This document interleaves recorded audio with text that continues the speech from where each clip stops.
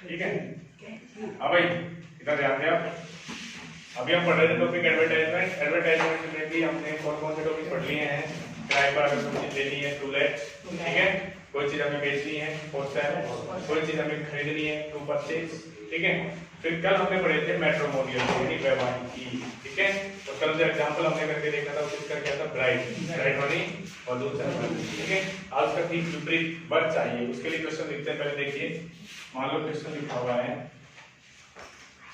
You are in search of a groom, ठीक है, for your younger sister, prepare an advertisement to be published in the classified column of a newspaper।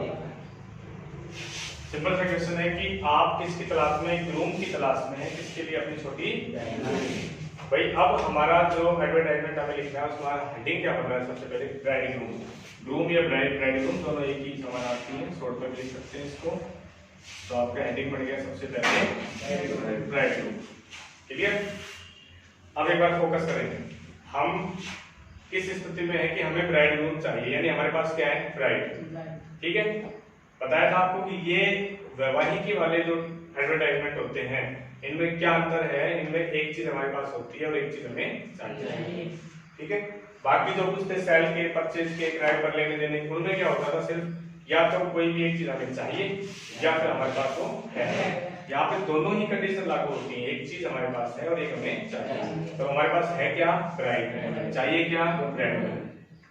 अब मैंने आपको दो तरीके सीखना बताया था। हम चाहे तो जो हमें चाहिए उसकी क्वालिटी पहले लिख सकते हैं, ठीक है, और फिर किसके लिए चाहिए वो हम बाद में लिख सकते हैं। बात समझ में आ गई। या फिर जो हमारे पास है उसकी क्वालिटी हम पहले लिख सकते हैं। मान लीजिए हमारे पास ब्राइड है, हम ब्राइड के बारे में पहले लिख सकते हैं और फिर ग्रूम के बारे में बता सकते हैं कैसा चाहिए। बात समझ में आ गई। तो पहला पैटर्न हमारा ये होगा कि जो चीज हमारे पास है हम उसके बारे में लिखें, क्योंकि ज्यादा डिटेल हमें किसकी देनी पड़ती है, जो भी कोई चीज हमारे पास है उसकी हमें ज्यादा डिटेल बतानी पड़ती है। तो देखिए आप लिखना स्टार्ट करें। मान लीजिए अपने पास लड़की है तो अपन सबसे पहले क्या लिखेंगे, एज बताया था सबसे पहले, ठीक है। तो आपने लिख दी जैसे 19 ईयर्स, ठीक है, कॉमा लगा दीजिए। अब आप किसके बारे में बताएंगे, उसकी हाइट के बारे में बताएंगे, ठीक है। ये चीजें जो हैं अगर चाहिए हो उसके लिए हम एज नहीं लिखेंगे फिक्स, ध्यान रखना। कोई चीज हमें चाहिए बढ़िया वधू, उसके लिए एज नहीं लिखी जाएगी। और हाइट के रूप में क्या शब्द इस्तेमाल करते हैं, टाल, ठीक है। पर चूंकि ये तुम्हारे पास है तो हमें पूरी बतानी है। तो 19 इयर्स 5/3। लड़कियों के लिए क्या लिखते हैं, ब्यूटीफुल। और क्या क्वालिटी बताई थी, स्लिम। उसके बाद क्या बताया था, एजुकेटेड भी लिख सकते हो, एजुकेटेड के अलावा होमली लिख सकते हो। अब क्या लिखोगे आप, कास्ट, आपने लिख दिया Yadav girl is looking for. इससे जोड़ना पड़ेगा आपको, भाई इस प्रकार की लड़की है वो तलाश कर रही है, ढूंढ रही है। अब किस प्रकार के लड़के की, लड़का हमें किस क्वालिटी का चाहिए, तो उसकी हाइट के लिए हम सिर्फ कितना करेंगे, टाल लिखेंगे बस। ए से जुड़े पहले फॉर ए टाल। उसके बाद ब्यूटीफुल जगह क्या लिखेंगे, हैंडसम, ठीक है। उसके बाद आप क्या लिखेंगे, टाल भी लिख दिया आपने, हैंडसम भी लिख दिया। लड़के के लिए इसलिए लिख नहीं सकते ना, आप होमली लिखेंगे। हम एजुकेटेड लिख सकते हैं, लेकिन एजुकेटेड इसलिए लिखेंगे क्योंकि हम जॉब बताने वाले हैं, हमें किस प्रकार का, किस जॉब पे चाहिए या गवर्नमेंट एम्प्लॉय होना चाहिए। तो जब गवर्नमेंट एम्प्लॉय मांग रहे हैं तो एजुकेशन लिखने की आवश्यकता नहीं है क्योंकि एजुकेटेड तो होगा ही, ठीक है। टाल, हैंडसम, यहाँ पे सीधा पहले लिखते हैं कि कास्ट यादव बॉय, ठीक है। To marry with. पहले हमने ये सेंटेंस बना दिया। अब क्या क्या क्वालिटी उसमें होनी चाहिए वो हम लिखेंगे। तो क्या लिखेंगे, किससे जोड़े, should be A government employee, और मतलब अथवा, ठीक है, जरूरी गवर्नमेंट एम्प्लॉई मिले, ए well established businessman.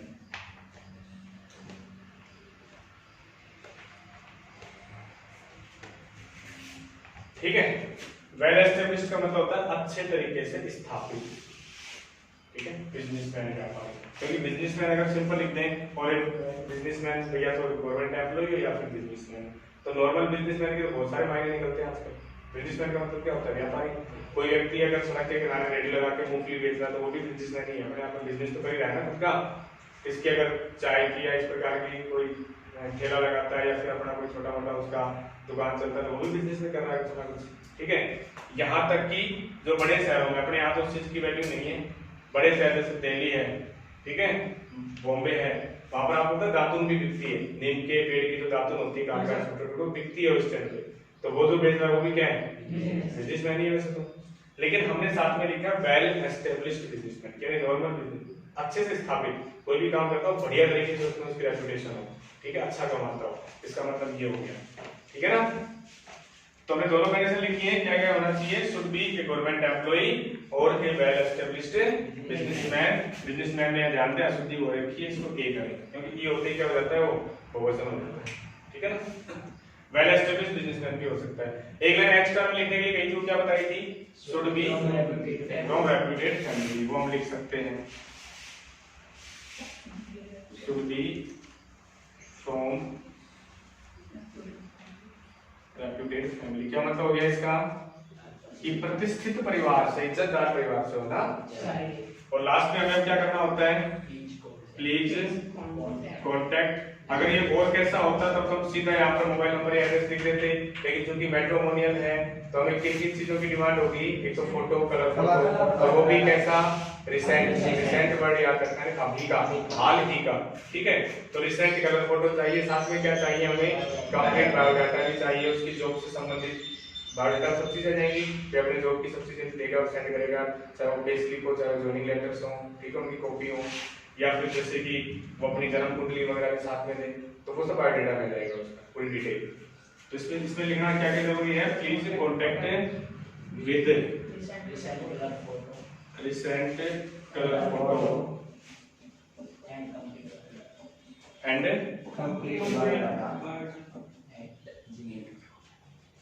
Complete biodata add करके आप कुछ भी ईमेल आईडी बना सकते हैं @gmail.com। बात सबको समझ में अच्छी तरीके से आ गई। एक बार फिर से रिपीट कर रहा हूँ, हमें चाहिए था ब्राइड ग्रूम, ठीक है, तो हमारी हेडिंग बन गई ब्राइड ग्रूम, ठीक है ना। अब हमने पहले क्या किया, जो चीज हमारे पास है उसको प्रोडक्टिव मालूम तरीके से, जैसे बाइक की बात कर रहे थे तो बाइक में क्या क्या चीजें लिखनी जरूरी होती है वो लिखनी थी। अब जब लड़की के बारे में लिखना है या किसी मनुष्य के बारे में लिखना है तो हमें उसकी एज, हाइट, ठीक है, सुंदरता, फिजिकल एक्टिविटीज और एजुकेशन, और साथ में होमली घरेलू संस्कार से जुड़ी ये सब चीजें लिखनी पड़ेगी। लड़के के बारे में लिखेंगे तो उसके जॉब वगैरह के बारे में बताना पड़ेगा, ठीक है, वही चीजें आ रही है। तो हमने पहले लिखी 19 years 5/3 beautiful slim educated homely Yadav girl is looking for a tall handsome Yadav boy to marry with, ठीक है।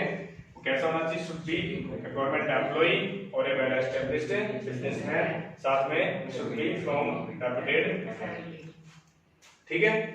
प्लीज कॉन्टैक्ट विद, याद रखने की बात है, recent colour photo and complete bio, ठीक है, ऐड करके और कोई भी ईमेल एड्रेस। किसी प्रकार की दिक्कत इसमें नहीं है बिल्कुल भी। लास्ट काम क्या करना होता है, इसको पूरे को एक बॉक्स में बंद करना। ये आपका हो गया ब्राइड ग्रूम का एडवर्टाइजमेंट। अगर इसी को एक बार पहले समझ लें, इसी को अगर हम विपरीत रूप में लिखते हैं, लिख के बताऊंगा तब पहले बार वैसे बताता हूं। क्या करते हैं हम, लड़के की क्वालिटी जो हमें चाहिए मान लो, उसकी क्वालिटी हमें पहले लिखना होता है बॉय की, तो हम क्या करते हैं, यहां से स्टार्ट करते हैं, ए tall handsome Yadav boy is required to marry with a 19 years 5/3 beautiful slim educated only Yadav. ठीक है, फिर लास्ट में ये सब कुछ ऐसे आया था, शुड बी फ्रॉम, ठीक है, should be A government employee और वेल एस्टैब्लिश्ड बिजनेसमैन या should be from A reputed family, ये सब चीजें बिल्कुल वैसी वैसे आ जाएंगी। अच्छा एक बात और, मान लीजिए यहाँ पर ये जो यादव गर्भ जो हमें चाहिए, यादव बोल चाहिए था इसमें, तो ये जो हमने लिखा है यादव बोल की कास्ट लिखी, वो किस कंडीशन में हम नहीं लिखेंगे, कब नहीं लिखते इसको? जब प्रश्न में हमें कंडीशन लिखी मिले कास्ट डजंट मैटर या कास्ट नो बार, ऐसा अगर लिखा मिले, यानी जाति से कोई मतलब नहीं है, या बार का मतलब होता है PAR प्रतिबंध, जाति पर प्रतिबंध नहीं है, तो फिर क्या करना होगा, जो है उसकी तो हमें कास्ट बतानी है, ठीक है, हम इस कास्ट के हैं, लेकिन जो चाहिए उसकी तो हम कास्ट नहीं लिखेंगे, क्योंकि प्रश्न में लिखा है कास्ट डजंट मैटर, तो उसकी बजाय हम नीचे ये लिख देंगे कास्ट डजंट मैटर। बात समझ में आ गई? क्लियर? तो इसको आप ठीक है, इसको आप बिल्कुल साफ तरीके से बता दीजिए। देखो इसका अगर दूसरे तरीके से हम लिख के देखें, ठीक है, तो अब जो हमारी हेडिंग बनेगी और जो चेंज हेडिंग तो हमारी सेम होने वाली है, क्योंकि अभी हमें क्या चाहिए, ब्राइड होनी चाहिए, तो आपकी हेडिंग बिल्कुल जैसी अभी की वैसी हो जाएगी, आपने लिख दिया ब्राइड ग्रूम, ठीक। लेकिन अब आप क्या करेंगे, जो हमें चाहिए वो पहले लिखने वाले हैं, तो हमें स्टार्ट कहां से करना पड़ेगा, चाहे तो हम शुरू में लिखे वांटेड रिक्वायर्ड, वो भी ठीक है, लेकिन अगर हम सीधा लिखेंगे तो क्या लिखेंगे, ए टाल हैंडसम, ठीक है, आपने कास्ट लिख दी यादव बॉय। अब क्या है इसकी आवश्यकता है, इज रिक्वायर्ड किस बात के लिए, टू मैरी विद ए। अब इस लड़की के बारे में जो आप लिख रहे हो ये पूरा आपने डिटेल से लिख दिया, 19 years 5/3 ब्यूटीफुल स्लिम, उसके बाद एजुकेटेड फैमिली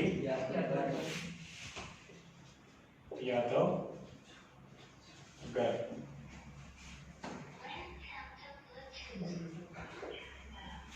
ठीक है। Tall handsome Yadav boy is required to marry with a 19 years 5/3 beautiful slim educated homely Yadav girl। इतना बता दिया।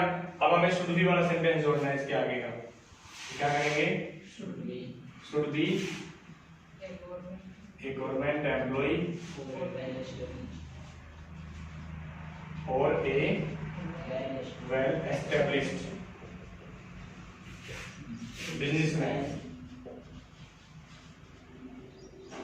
ठीक है। फिर को लगाते हैं, should be from reputed family। Ending कैसे करेंगे, सेम उसी तरीके से, क्या होगा, please contact with recent colour photo, ठीक है। और साथ में क्या लिखना पड़ेगा, एंड कंप्लीट बायोडाटा, इसको ऐड करके फिर आप लिख दोगे कोई भी ईमेल एड्रेस, ठीक है ना। और लास्ट में इसको क्या कर देंगे पूरा बुक में, तो किसी तरह की प्रॉब्लम इसमें, तो इसको अब आप उतार लें, ठीक है। आपके दोनों